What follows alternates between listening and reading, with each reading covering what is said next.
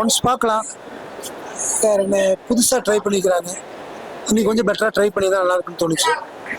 நகுல் வந்து இன்னும் புதுசாக வித்தியாசமான படங்களை ட்ரை பண்ணணும். பழைய படங்கள் மாதிரியே ட்ரை பண்ணிக்கிறாரு. முன்னாடி படிச்சது இந்த மாசில் மணி அந்த மாதிரியே ட்ரை பண்ணியிருக்காரு. அந்த சினிமா தவிர்த்து இப்போ வேற எங்கேயோ போயிட்டு இருக்கு, வேற எங்கேயோ பயணிச்சுட்டு இருக்கு சினிமா, புதுசாக பயணிச்சுட்டு இருக்கு. அந்த புது பயணத்தில் நகுல் ஏன் வரலைங்கிற வருத்தம் இருக்கு. ரொம்ப நாள் பார்க்க முடியாது. மறுபடியும் அதே மாதிரி தான் இருக்காரு. அது நீ எடுப்படாது. நகுல் புதுசாக முயற்சி பண்ணும். நல்லா இருக்கு சார் படம். நல்லா ஒரு என்டர்டைன்மெண்ட் தான் படம். கொஞ்சம் ஃபேமிலியோட உட்காந்து பார்க்கலாம். ஃபேமிலியோட உட்காந்து கொஞ்சம் நல்லா சிரிச்சுட்டு பண்ணிட்டு என்ஜாய் பண்ணிட்டு வரலாம். மூவில லேக்லாம் அப்படியே இருக்காது. லேக் இருக்கான்னு செய்யும். எந்த மூவி எடுத்தாலும் ஒரு சின்ன லேக் வரத்தான் செய்யும். ஆனால் அது வந்து அழகா ஒரு காமெடியில் கொண்டு போயிட்டு ஜனங்களை சிரிக்க வச்சு அது நல்லா இருக்கணும். நல்லா பண்ணி லேக்குன்னு சொல்ல முடியாது. அந்த கதைக்கு என்ன தேவையோ அது பண்ணியிருக்காங்க. நல்லா இருக்கு படம். நல்லா இருக்கு. நல்லா ரொம்ப பெரிய கம்பேக். நகுல் சாருக்கு வந்து இந்த மாதிரி காமெடி கண்டென்ட்ல பண்ணதில்லை. அவர் எனக்கு பண்ணியிருக்காரு சார், காமெடிலாம் பண்ணியிருக்காரு. இந்த படம் அவருக்கு புதுசா கான்செப்ட் நல்லா பண்ணியிருக்காரு. நல்லா பண்ணியிருக்காரு. நல்ல ஒரு மெஜஸ்டிக் நல்ல ஒரு நல்லா பண்ணியிருக்காரு. அவரே ஒரு ஹியூமர்ல வந்திருக்காரு. நல்ல ஒரு காமெடி களத்துல வந்து அவரு வந்திருக்காரு. நல்ல விஷயம். படத்துக்கு ரேட்டிங்கு படம் நல்ல என்டர்டைன்மெண்ட். அதான் ரேட்டிங் சார். ரேட்டிங் நம்ம அசீரா சொல்லக்கூடாது. நல்ல ரேட்டிங்கே. படம் வெரி குட் ஹியூமர், அவ்வளவுதான். அது பெரிய ரேட்டிங்.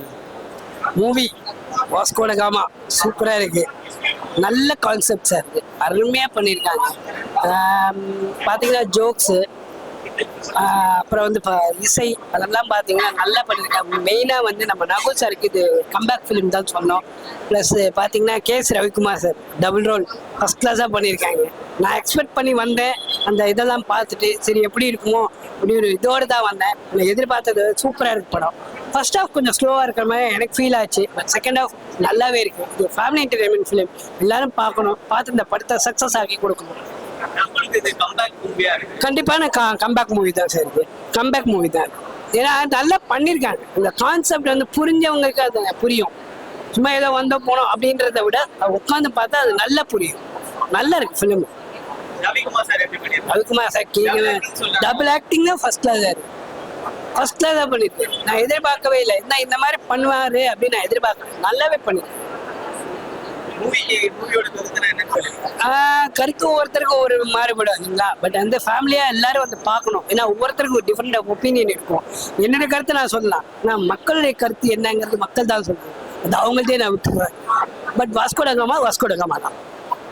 வாஸ்கோ ட காமா பார்த்துட்டு வரேன். ஸோ இந்த படம் வந்து ஸ்கிரிப்ட் எழுதினவங்கள நான் ஹேட்ஸ் ஆஃப் சொல்லலாம். ஏன்னா அந்த அளவுக்கு சூப்பராக எடுத்திருக்காங்க. மற்றபடி வந்து சூப்பர்னா ஸ்கிரிப்ட் வந்து சூப்பராக இருக்கு.